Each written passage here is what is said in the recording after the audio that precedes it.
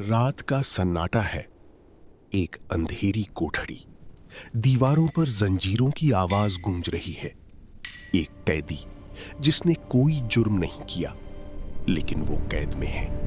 वो शख्स जो ख्वाबों की ताबीर जानता है, जो सच्चाई की अलामत है, जो पाकीज़गी की मिसाल है। अचानक दरवाजा खुलता है। एक सिपाही दाखिल होता है। बादशाह ने बुलाया है। ये वो लम्हा है जो तारीख बदलने वाला है। क्या एक कैदी वाकई बादशाह बन सकता है? क्या एक मजलूम इख्तिदार तक पहुंच सकता है? और सबसे अहम सवाल, ये सब कैसे हुआ?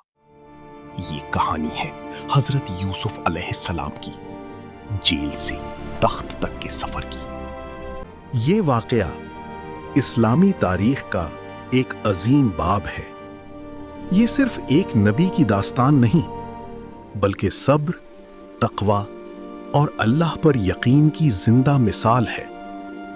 हजरत यूसुफ अलैहिस्सलाम का किस्सा कुरान मजीद में मुकम्मल तफसील के साथ बयान किया गया है।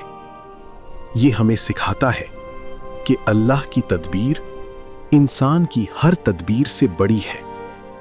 ये हमें दिखाता है कि आजमाइशें असल में बुलंदी का रास्ता होती हैं, और ये भी कि जो अल्लाह के लिए सब्र करता है वो कभी नाकाम नहीं होता। जेल की खामोशी। हजरत यूसुफ अलैहिस्सलाम अब भी उसी कैद में हैं जहां उन्होंने कई साल गुजारे, लेकिन वो मायूस नहीं, वो अल्लाह से जुड़े हुए हैं। इसी दौरान मिस्र का बादशाह एक अजीब ख्वाब देखता है। 7 मोटी गायें जिन्हें 7 दुबली गायें खा जाती हैं, 7 सब्ज बालियां और 7 सूखी बालियां। बादशाह परेशान हो जाता है। वो अपने दरबारियों से पूछता है, इस ख्वाब की ताबीर क्या है? लेकिन कोई जवाब नहीं दे पाता। इसी वक्त वो शख्स याद करता है जो कभी जेल में हजरत यूसुफ अलैहिस्सलाम के साथ था। वो कहता है, मैं इस ख्वाब की ताबीर ला सकता हूं, और वो जेल की तरफ दौड़ता है। वो शख्स हजरत यूसुफ अलैहिस्सलाम के सामने खड़ा है। यूसुफ, हमें एक ख्वाब की ताबीर बताएं। हजरत यूसुफ अलैहिस्सलाम बगैर किसी शिकायत के, बगैर किसी गुरूर के ख्वाब की ताबीर बयान करते हैं। 7 साल खुशहाली के आएंगे, फिर 7 साल कहत के। तुम्हें चाहिए कि अनाज को महफूज रखो। यह सिर्फ ताबीर नहीं थी, यह एक मुकम्मल हिकमत अमली थी। वो शख्स वापस जाता है, बादशाह को सब कुछ बताता है। बादशाह हैरान रह जाता है। वो कहता है, शख्स को मेरे पास लाओ। सिपाही जेल पहुंचते हैं। यूसुफ, बादशाह ने बुलाया है। लेकिन हजरत यूसुफ अलैहिस्सलाम फौरन बाहर नहीं आते। वो कहते हैं, पहले मेरी बेगुनाही साबित करो। ये एक नबी की गैरत थी। वो चाहते थे कि सच सामने आए। तहकीकात शुरू होती हैं। अजीज़े मिस्र की बीवी और दीगर औरतें सब सच बयान करती हैं। यूसुफ बेगुनाह है, हम ही गलत थी। ये वो लम्हा था जब सच्चाई जाहिर हो गई। हजरत यूसुफ अलैहिस्सलाम अब जेल से बाहर आते हैं, साफ, पाक और इज्जत के साथ। वो बादशाह के दरबार में दाखिल होते हैं। बादशाह उनसे बात करता है। उनकी हिकमत, उनकी दानाई, उनकी सच्चाई सब कुछ देखकर मुतासिर होता है। वो कहता है, आज से तुम हमारे करीब हो। हजरत यूसुफ अलैहिस्सलाम कहते हैं, मुझे खजाने का जिम्मेदार बना दें।